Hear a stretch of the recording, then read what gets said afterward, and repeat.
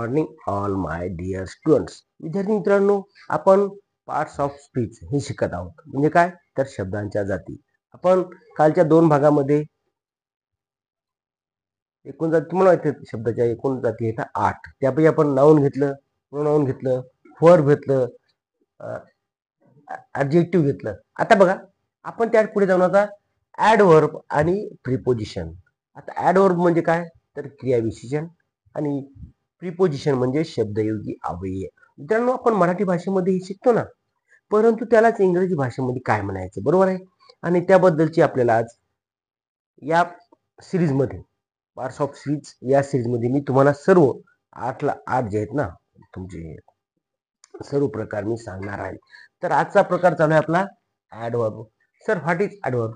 Adverb म्हणजे काय मित्रांनो, तर त्याला आपण मराठी भाषेमध्ये क्रियाविशेषण असं म्हणत असतो. आता बघा बरं मित्रांनो, त्याची डेफिनेशन काय? ॲडव्हर्ब कशाला म्हणायचं बघा, मी सांगतो. A word that describe.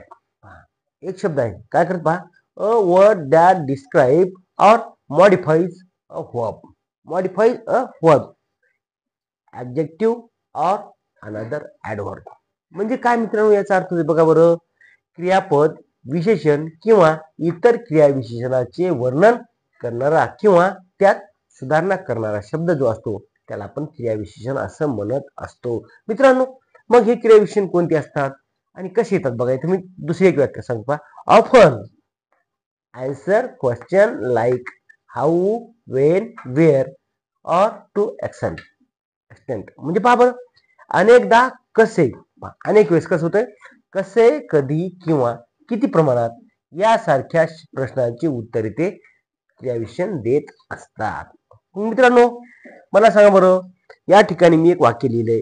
तर क्रियाविशेषण, जी एखादी क्रिया घडते ना, त्या क्रियेबद्दल विशेष माहिती सांगणार शब्द त्याला आपण असं ना थोडक्यात सांगू का, एखादी क्रिया घडते त्या क्रियेबद्दल विशेष माहिती सांगणारा शब्द असेल त्याला आपण क्रियाविशेषण म्हणतो. पहा आता बघ, he ran quickly to catch the ball. आता यामध्ये क्रियाविशेषण कोणते?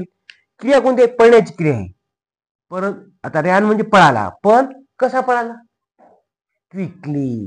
लक्षात ठेवा, हे झालं आपलं क्रियाविशेषण, क्रियेबद्दल विशेष माहिती सांगणारा शब्द असं माझ्या भाषेत सांगतो तुम्हाला. दुसरं पहा, सी रीड्स, तिने वाचले, कसं वाचलं?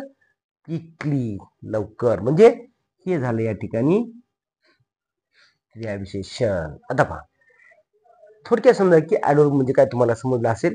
आता पुढचा मुद्दा पहा, preposition. Sir, what is preposition? What is preposition म्हणजे काय तर शब्दयोगी अव्यय. सर, त्याची डेफिनेशन बघा. अ word that shows, a word that shows the relationship between a noun और प्रोनाउन. पहा, रिलेशनशिप कुठली? नाउन आणि प्रोनाउन मधली. पहा, अँड अदर वर्ड्स किंवा व दुसरा शब्द, म्हणजे पहा, नाउन, प्रोनाउन व दुसरा शब्द इन सेंटेन्स म्हणजे वाक्यामध्ये नाउन, प्रोनाउन आणि दुसरा शब्द यांच्यामध्ये रिलेशनशिप जोडते ना. ऑफन इंडिकेटिंग, पहा, ऑफन इंडिकेटिंग पोझिशन और टाइम. पहा, पोझिशन आणि वेळ म्हणजे पहा, हे त्या ठिकाणी हे शब्दयोगी अव्यय दाखवत असतं. उदाहरण काय? पहा, ऑन, पहा, on, in, at, with, from, हे आहेत शब्दयोगी अव्यय. अजून आहेत यामध्ये, मला तेवढी मी लिहिलं नाही, तर तुम्ही समजून घ्या नंतर.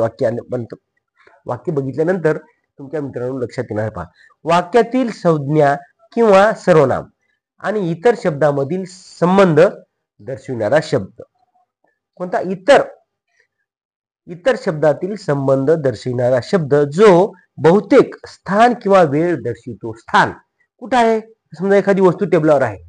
समजा मी इथे लिहिले, पहा, the book is on the table. काय सांगितलं? त्या ठिकाणी त्यानं स्थान दाखवलं. कुठं आहे तो पुस्तक? कुठे आहे मुलांनो? टेबलावर आहे. म्हणजे त्या पुस्तकाचं स्थान दाखवलं. कोण दाखवलं? म्हणजे पहा, the book is on the table, पुस्तक कुठे आहे? दाखवलंय, टेबलावर आहे. नंतर the ball is in the bag. पहा, आता दुसरी गोष्ट पहा, this pen is in my pocket. कुठं आहे पेन? कुठं आहे? माझ्या खिशात आहे. ऐका नाही, पहा, this pen is on my head. कुठं आहे तो पेन? कुठं आहे? माझ्या डोक्यावर. असं म्हणजे, आणि जर असेल तर ओव्हर, हे पण आहे ना preposition. Over, the fan is over my head. म्हणजे असे भरपूर प्रिपोजिशन आहेत मित्रांनो, आणि त्याबद्दलचा मी व्हिडिओ बनवलेला आहेच.